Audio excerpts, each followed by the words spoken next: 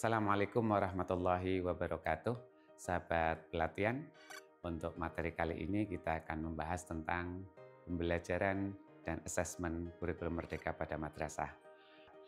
Regulasi yang digunakan atau sebagai landasan dalam implementasi pembelajaran kurikulum merdeka di madrasah adalah Permendikbudristek nomor 5 tahun 2022, kemudian Permendikbudristek nomor 8 tahun 2024, kemudian disusul keputusan Kepala BSKAP nomor 032 tahun 2024 dan BSKAP nomor 031 2024, kemudian yang lebih penting adalah KMA 450 tahun 2024 dan keputusan Dirjen tentang capaian pembelajaran PAI dan bahasa Arab di madrasah, yaitu SK Dirjen Pendis nomor 3302 tahun 2024. Sobat pelatihan yang berbahagia, untuk perencanaan pembelajaran kita akan diskusikan, yaitu yang pertama adalah bahwa dokumen perencanaan pembelajaran, kata kuncinya adalah yang pertama fleksibel, artinya format tidak baku. Jadi apapun formatnya silakan berkreasi, yang penting substansi dari perencanaan pembelajaran tersebut. Yang kedua jelas, artinya mudah dipahami dan mudah dilakukan. Kemudian yang ketiga sederhana, yaitu hanya memuat pokok-pokok penting pelaksanaan dalam pembelajaran, efektif dan dapat dilaksanakan oleh pendidik. Sobat pelatihan yang saya hormati, prinsip pembelajaran sesuai dengan Permendikbud bahwa hal yang perlu atau menjadi prinsip dari pembelajaran adalah interaktif, kemudian inspiratif, menyenangkan, menantang, kemudian memotivasi peserta didik untuk berpartisipasi aktif. Artinya proses pembelajaran harus berpusat pada peserta didik. Baik, sobat pelatihan.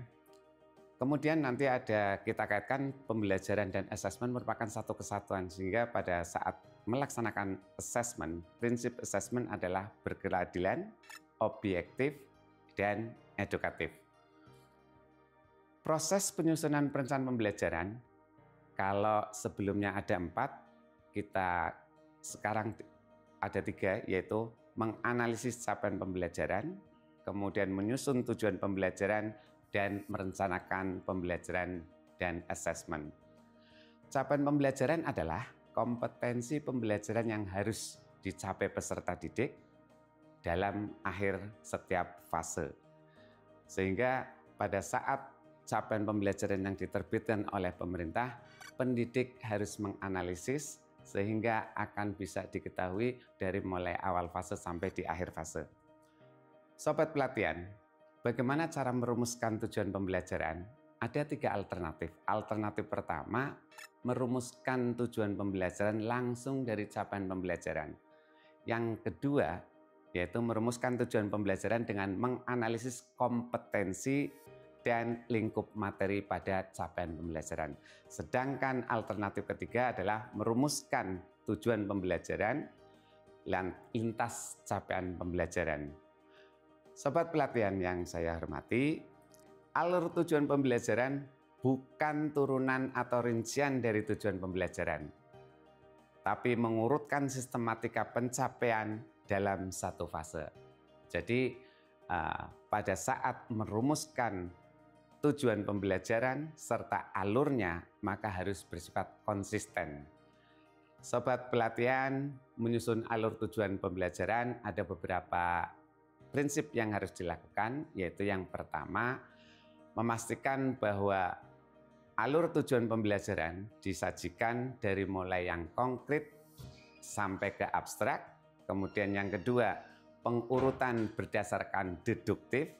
Yang ketiga, pengurutan dari yang mudah menuju yang kompleks. Untuk penjelasan tentang hal ini, sobat pelatihan bisa langsung simak di dalam materi yang ini. Penyusunan alur tujuan pembelajaran sobat pelatihan yang kedua, yaitu pengurutan hierarki. Artinya diurut berdasarkan yang lebih mudah terlebih dahulu sebelum mengajarkan keterampilan yang lebih kompleks. Kemudian pengurutan prosedural, yaitu cara ini dilaksanakan dengan mengajarkan tahap pertama dari sebuah prosedur, kemudian membantu siswa untuk menyelesaikan tahap selanjutnya. Contoh, dalam mengajarkan cara zakat, ada beberapa tahap prosedur yang harus dilalui seperti syarat dan rukun zakat, nisab, haul zakat. Kemudian scaffolding, yaitu cara pengurutan yang meningkatkan standar performa sekaligus mengurangi bantuan secara bertahap. Contoh, dalam mengerjakan hiwar, guru perlu menunjukkan mufradat, dan seterusnya. Sobat pelatihan yang berbahagia, ilustrasi dari alur tujuan pembelajaran adalah dari fase awal, kemudian ada beberapa tujuan pembelajaran yang harus dicapai sampai kepada akhir fase. Dan setelah menyusun alur tujuan pembelajaran, sobat pelatihan nanti bisa melanjutkan yaitu dengan menyusun rencana pembelajaran. Prinsip dari isi atau substansi dari rencana pembelajaran meliputi 3 hal, yaitu tujuan pembelajaran, kegiatan pembelajaran, dan asesmen.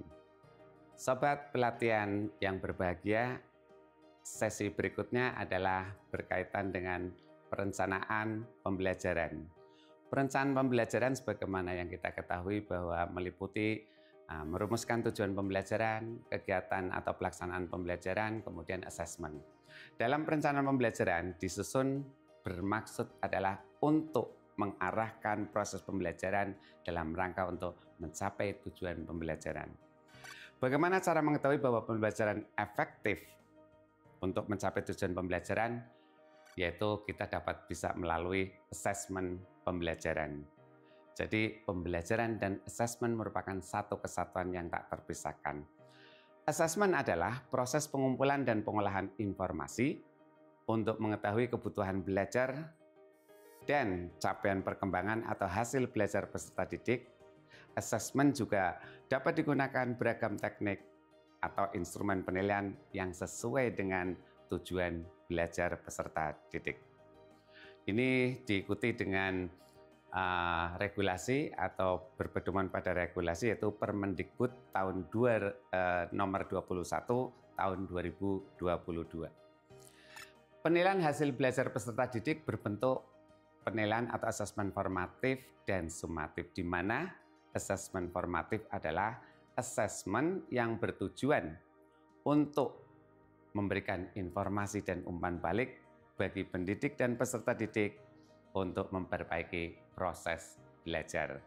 Sedangkan asesmen sumatif adalah asesmen yang dilakukan untuk memastikan ketercapaian tujuan pembelajaran. Berbeda dengan asesmen formatif, asesmen sumatif menjadi bagian dari perhitungan penilaian di akhir semester, akhir tahun ajaran, dan atau akhir jenjang. Sobat pelatihan, asesmen formatif tidak seharusnya menjadi acuan untuk menentukan nilai rapot. Keputusan kenaikan kelas, kelulusan, atau keputusan-keputusan penting lainnya. Karena asesmen formatif adalah mengukur perkembangan ketercapaian dalam proses pembelajaran, bukan mengukur ketercapaian. Asesmen dilaksanakan bersamaan dengan proses pembelajaran sedang berlangsung. Itulah asesmen formatif. Sehingga asesmen formatif dan pembelajaran menjadi satu kesatuan. Asesmen di awal tahun pembelajaran bersifat optional. Yang lebih ditekankan adalah pelaksanaan asesmen awal sebelum melaksanakan pembelajaran. Asesmen dapat menggunakan metode yang sederhana, sehingga umpan balik hasil asesmen dapat diperoleh dengan cepat, dapat dilakukan dengan teknik observasi, atau menggunakan instrumen asesmen diri dan asesmen antar teman. Sedangkan asesmen formatif yang dilakukan di awal pembelajaran akan memberikan informasi kepada pendidik tentang kesiapan belajar peserta didik. Berdasarkan asesmen inilah, pendidik perlu menyesuaikan atau memodifikasi rencana pelaksanaan pembelajaran yang sesuai dengan kebutuhan peserta didik. Sobat pelatihan, Asesmen sumatif, kalau asesmen formatif tadi bisa kita dengarkan bersama, kemudian untuk asesmen sumatif ini dilakukan pada akhir lingkup materi atau dilakukan sekaligus untuk 2 atau lebih dari tujuan pembelajaran atau akhir semester sesuai dengan pertimbangan pendidik dan kebijakan satuan pendidikan atau madrasah.